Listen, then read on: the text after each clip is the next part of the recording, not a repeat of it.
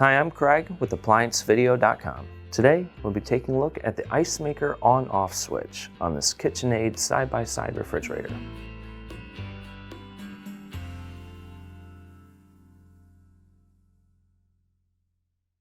Stop. Before beginning any repair, always be sure to disconnect the power to the appliance. It is also recommended to test the outlet for the proper voltage. Remember to also turn off the water.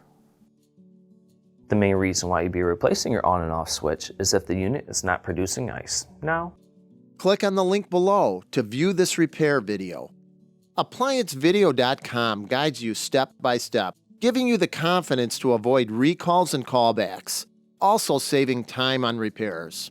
Whether you're up against an uncommon repair or the latest appliance on the market, our videos have been created with you in mind. Our growing library of videos have been produced using our factory-certified technicians who have extensive infield experience over the past 30 years.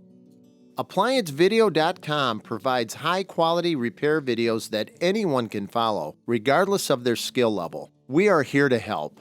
Click on the link below to view this repair video and let us help you do it right the first time.